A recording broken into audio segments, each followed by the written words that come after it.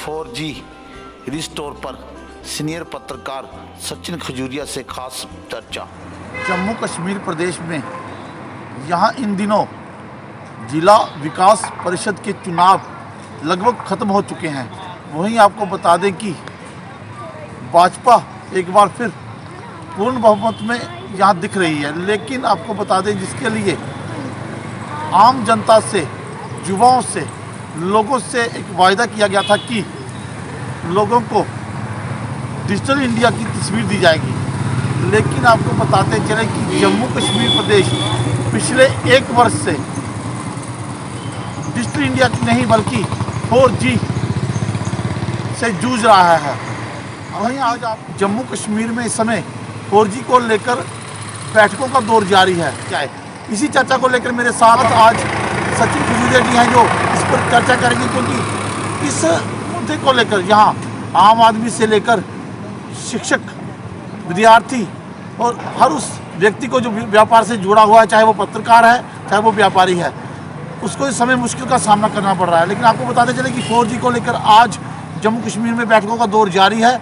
वहीं हम सचिन खजूरिया जी से बात करेंगे और जानने का प्रयास करेंगे कि इस समय जम्मू कश्मीर के क्या हालात है और किन चीज़ों को लेकर क्या क्या लोगों को मुश्किल का सामना करना पड़ रहा है। तो चलिए बात करते हैं। सचिन खजूरिया जी मेरे साथ हैं, सीनियर जर्नलिस्ट हैं। तो सचिन जी, पहले तो आपका स्वागत करता हूं। आज जिस तरह से बैठक है 4G को लेकर, पिछले एक वर्ष से लोगों को यहाँ पर काफ़ी दिक्कत का सामना करना पड़ रहा है। तो क्या लगता है कि सरकार जिस डिजिटल इंडिया की बात कर रही थी, क्या लगता है कि वाकई में जम्मू कश्मीर से काफ़ी पिछड़ चुका है? क्या कहना चाहेंगे इसको लेकर? सबसे पहले बहुत बहुत धन्यवाद राजकुमार जी आपका। आज आपने इस पर चर्चा की है, ये है 4G जो डिजिटल का दौर चल रहा है, लेकिन पिछले 1.5 साल से जम्मू कश्मीर में ये सुविधा नहीं दी जा रही है। तो इसके पीछे भी बहुत सारे रीज़न हैं, तो लेकिन प्रयास जारी है। लेकिन उसके बावजूद भी अभी तक 1.5 साल से जो प्रॉब्लम्स आ रही हैं, जैसे कि हम शिक्षा क्षेत्र की बात करें तो बच्चों को डिजिटल जैसे ऑनलाइन पढ़ाई का दौर चला हुआ है, तो उसमें भी काफ़ी दिक्कत आ रही है। उसके बाद अगर हम बात करें तो व्यापार जगत में तो सबसे ज़्यादा अगर नुकसान हो रहा है तो इसमें व्यापार जगत का हो रहा है। जैसे मोदी जी ने डिजिटल इंडिया की बात की है, तो अगर 4G सर्विस नहीं है तो वो नहीं हो रहा। तो अगर वही हम पत्रकार बंधुओं की बात करें तो हमारा भी काम इससे सफ़र कर रहा है। बहुत सारी 2G में स्पीड में जो हमारे काम है नहीं हो पाते हैं, काफ़ी दिक्कत है इसमें। खाली एक ही नहीं, हम जितने भी समुदाय हैं सभी को इसमें प्रॉब्लम आ रही है। तो इसी संबंध में एक बार हमारा जो माननीय LG साहब हैं उनसे हमारी बात हुई थी। उस पर हमने विचार किया था उनके साथ इस बात को लेकर कि 4G जो है वो बहुत ज़रूरी है। तो उन्होंने भी कुछ रिस्पांस दिया था, पॉजिटिव था। उन्होंने कहा था कि बहुत जल्द वो अपना जम्मू कश्मीर में शुरू करवाएंगे। जैसे कि राजकुमार जी ने बताया कि जैसे आप बता रहे हैं कि आज इसकी बैठक का दौर जारी है, तो मुझे इस पे पूरा वो है कि LG साहब इस पे कोई ना कोई अच्छा निर्णय लेंगे। जो मतलब जो ये समस्या लोगों को आ रही है, इससे वो निजात मिलेगी सभी को। और मोस्ट प्रॉब्ली मुझे जहाँ तक थोड़ा सा आइडिया मिला है तो शायद फर्स्ट ऑफ जनवरी के फर्स्ट वीक में ये शुरू किया जाएगा। आपकी तरफ से कहा जा रहा है कि जिसमें कहा कि मीटिंगों का दौर जारी है, लेकिन एक चीज़ देखी जा रही है कि लगातार पिछले 1.5 वर्षों से लोगों को ये कहकर बार बार मैसेज आते हैं कि रिस्टोर हो गया, 4G रिस्टोर हो गया। क्या लगता है कि इसमें राजनीति जो 25 जहाँ से विधायक गए थे या 25 जो यहाँ से लोगों ने बना के भेजे थे, राजनीति के MLA MP जो थे, क्या उनकी भूमिका नहीं रहती कि आम जनता की परेशानी को समझा जाए, जिसको लेकर आज लोग काफ़ी परेशान हैं, दिक्कत का सामना करना पड़ रहा है लोगों को? देखिए राजकुमार जी, बात ऐसे है कि ये जो 4G का जो मसला है, इस पे अगर सबसे ज़्यादा सफ़र कर रहे हैं तो ये आम जनता कर रही है। इसमें अगर आप MLAs या MPs की बात करो तो राजनीतिज्ञ जितने भी हैं उनके घर में, सभी के घरों में वो वाईफाई के सभी ने लगवाए हुए हैं, तो उनको इसकी प्रॉब्लम नहीं आती है। वो आम जनता को प्रॉब्लम है। जो एक गरीब आदमी है, जैसे पीछे अभी यहाँ पे कोरोना काल में स्कूल बंद हो गए हैं, तो उसमें बड़ी मुश्किल से लोगों ने मोबाइल का जो अपने बच्चों के लिए मोबाइल का पहले इंतज़ाम किया, और उसके बाद अब वो मतलब वाईफाई हर एक नई सुविधा ले सकता। तो ये प्रॉब्लम उनकी है। तो इसलिए मेरे ख्याल में ये जो पॉलिटिकल जितने भी हैं, MPs हो गए, MLAs हो गए, जो जितने भी भाजपा के थे या जो किसी विरोधी दल के हैं, उन्होंने इसकी वैसे तो पीछे कई इन्होंने इसके प्रदर्शन भी किए हैं, लेकिन अब इसके पीछे क्या वजह है कि प्रदेश के जो हायर अथॉरिटी है या इसमें जो हमारी एडमिनिस्ट्रेशन है, इसके पीछे कुछ ना कुछ तो ऐसा है कि जो नहीं शुरू कर पा रहे हैं। जो पीछे इन्होंने कई बैठकें की हैं, तो अब इसके लिए सिक्योरिटी रीज़न तो वो मैटर करता है जे.एंड.के स्टेट में, कि बहुत सारे ऐसे जहाँ पे जो मिलिटेंट अटैक हुए हैं। तो अभी मेरे ख्याल में विशेष तौर पर हमारे जम्मू प्रोविंस में 1 जनवरी से ये शुरू होने जा रहा है। आपने विद्यार्थियों की बात की है कि विद्यार्थियों के माता पिताओं को नए मोबाइल लेकर देने पड़ रहे हैं। जी जी। जहाँ नेता लोग हैं उनके घरों में वाईफाई लगे हुए हैं। लेकिन एक चीज़ देखा जा रहा है कि सरकारी स्कूलों में ज़्यादातर गरीब तबके के बच्चे जो हैं वो शिक्षा लेने आते हैं। हम देखा कि पिछले काफ़ी समय से स्कूलों में बच्चे नहीं जा पा रहे, ऑनलाइन क्लासेस भी नहीं लग रही हैं। बहुत सारे ऐसे बच्चे भी हैं जो सीधे सरकार से जुड़े हुए हैं। तो क्या लगता है कि सरकार को ये समझना नहीं चाहिए कि उनके जो संस्थान बनाए हुए हैं उनमें भी ये काफ़ी दिक्कत आ रही है। हालांकि सरकार को चाहिए था कि स्कूलों में इस तरह की स्कूलों में सुविधा दी जाती ताकि जो सरकारी स्कूल के बच्चे थे 9th 10th के थे, हाई क्लासेस के थे, उनको इस तरह की सुविधा मिल पाती। तो क्या लगता है ऐसा होना नहीं चाहिए था सरकार की तरफ से? नहीं, बिल्कुल होना चाहिए था। ये सुविधा सरकार को देनी चाहिए थी, क्योंकि अगर डिजिटल इंडिया की बात करते हैं तो जैसे बड़ी बड़ी सिटीज़ में, जैसे अभी यूटी बन चुका है, तो यूटी के अगर हम चंडीगढ़ लगा लें या और भी जो यूटीज़ हैं, तो उसमें बड़ी सारी फैसिलिटीज़ हैं। जैसे पर्टिकुलर कोई स्कूलों में या किसी चौक चौराहों पे यहाँ पे वाईफाई की फैसिलिटीज़ दी जाती है। तो ये फैसिलिटी इनको देनी चाहिए थी, क्योंकि स्कूल अगर बंद हैं तो अगर बच्चों ने पढ़ना है, अगर ऐसे आप पढ़ाई की बात कर रहे हो तो जितने भी हमारे गवर्नमेंट स्कूल्स हैं जो उनके अपना 8th तक जितनी भी क्लासेज हैं कहाँ लग पा रही हैं। मेरे को लगता नहीं है कि, क्योंकि जो प्राइवेट स्कूल वाले हैं उनका तो जो प्रयास जारी है, वहाँ तो बड़े सारे जो पेरेंट्स हैं वो अपने बच्चों को लैपटॉप पे या मोबाइल पे पढ़ाई करवा रहे हैं। पर मुझे लग रहा है कि इस कोरोना काल में 2020 में जो गवर्नमेंट स्कूल के बच्चे हैं उनको काफ़ी परेशानी आई है। उन्होंने 1 साल बिल्कुल कुछ नहीं पढ़ा है, बहुत दिक्कत है।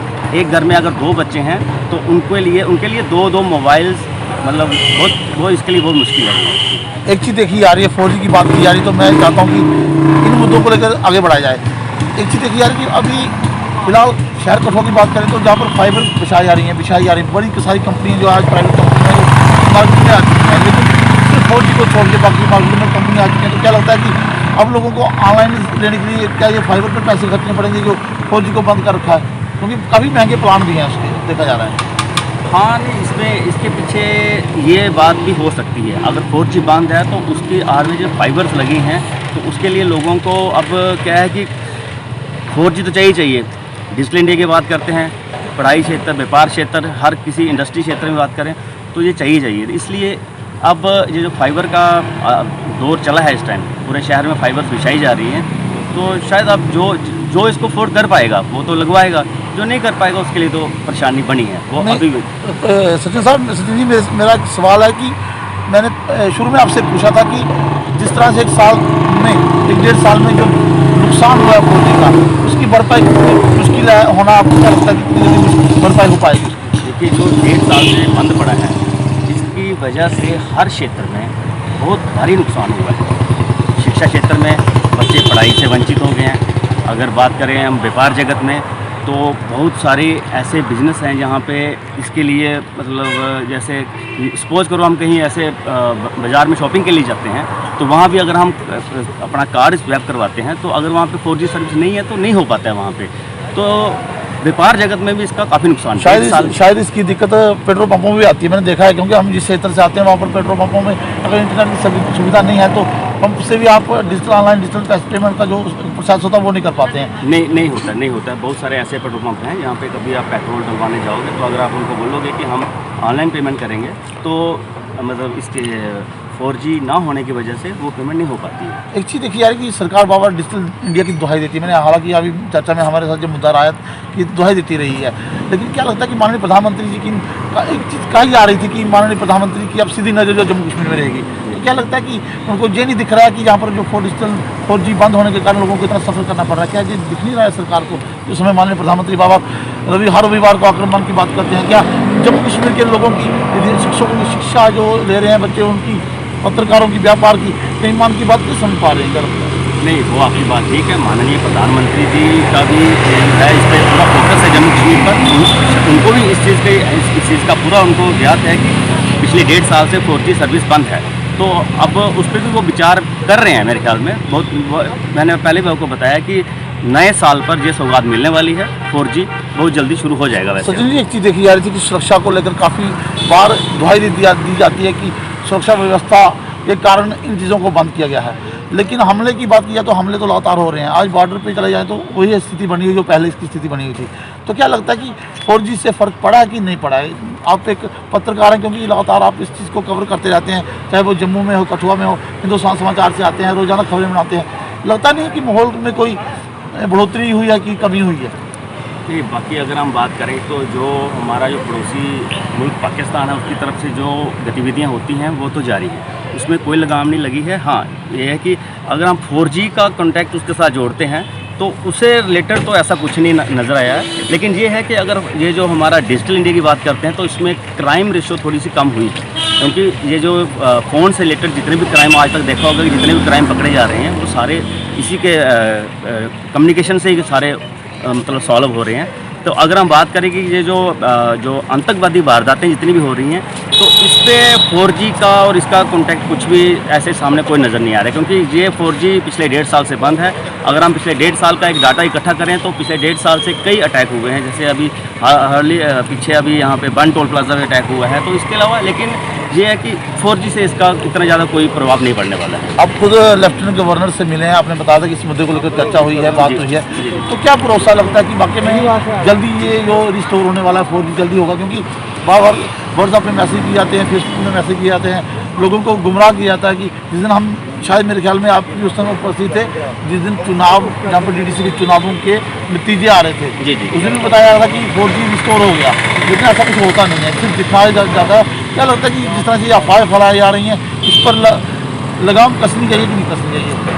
नहीं, जो अफवाहें उस पर उठाई जाती हैं, जैसे बताया 22 तारीख को जो परिणाम घोषित हो रहे थे, जिस वक्त वोटों की गिनती थी, तो उस दिन भी एक मैसेज आया था जिस पे हमने भी उस पर देखा था कि लेकिन ऐसा था नहीं, उस दिन 4G स्टार्ट नहीं हुआ था, रिस्टोर तो नहीं हुआ था।